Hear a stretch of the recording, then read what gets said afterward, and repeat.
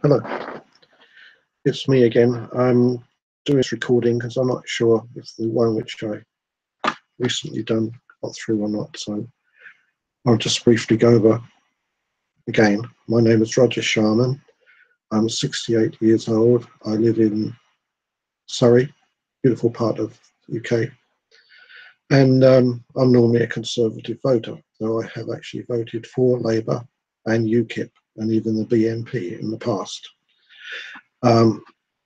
My views are that even though I love this country, I don't really like the way it's going, in as much that channels like the BBC, who we all have to pay for, are too politically correct in their programmes and the way they put things over. I noticed that most of their broadcasters now are Asian women, probably well educated with university degrees, private education, but it's out of proportion to the number of Asians there are living in this country. We don't seem to have very many white middle-class men doing broadcasting now, especially on the BBC, due to the political correctness of the BBC itself, of which we, myself included, pay quite a large fee for them to be neutral. But I don't think they are being neutral. And if I was a white middle-class person who wanted to be a broadcaster or read the news, I'd be pretty upset by the attitude of the BBC. Having said that, I am an atheist person. I was brought up in the Christian religion. Being a young person brought up in that religion, you tend to believe everything you're taught and shown. When I reached my sort of mid to late teens, I started to have second thoughts about religion. My father was brought up or converted to Jehovah's Witness, and some of my relatives are still Jehovah's Witnesses.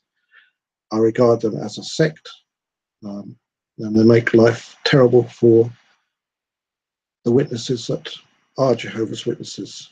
They obviously sincerely believe their religion is right, but I think they should try to educate themselves more and look into that religion and to find out that there's a very lot of minuses, and that, you know, if you use your brain, think about it hard enough, religion is just a kind of, as I think it was Karl Marx said, the opium of the people. Not that I'm a communist or anything like that, but maybe those words had a ring of truth in them. Today, because of advance in medical practices, people are living a lot longer, even in poorer countries. Most people now can feed and are getting healthier. I know there's one or two black spots, but that's normally caused by man-made wars. So the world is getting a better place in some ways. In some ways, I think it's not. I think the big problem we face in the future is overpopulation. The Earth can only provide for human beings to us to a good standard of living to a certain extent. I know that many Western countries, particularly, are now trying to cut down on pollution from cars, factories, that kind of thing. But maybe more needs to be done to help poorer countries also to make savings in the way they produce things. That is, developing countries, which could use better ways of providing energy for themselves, etc. I think also, because they're poor, the people in those countries tend to have very large families.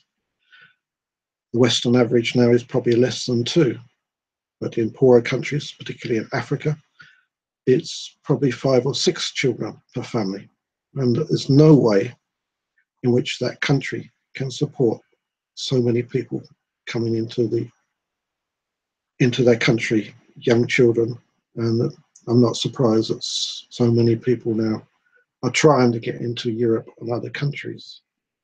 But I think that's a very negative thing.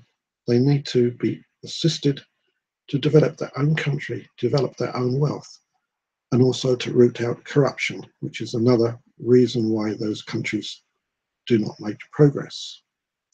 You take after the Second World War, when not Germany and Japan were practically bankrupt countries. They got Western help from USA and other countries, and look where they are now. They're in the top 4 most prosperous countries in the world. There must be a reason for that. Maybe it's because the people in those countries are not so corrupt. They're hardworking and they want to progress themselves and have a good education. Maybe that's a lesson for other countries to learn, which are not doing quite so well. My next big beef is, I'm afraid, to do with the Muslim religion. As I said at the beginning, I'm an atheist, so I don't really believe in religion of any type.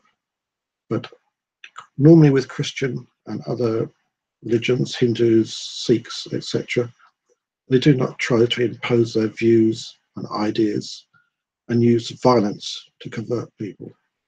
Muslims, I'm afraid, are completely different. They don't like being criticized. They don't like people who maybe make fun of their founders.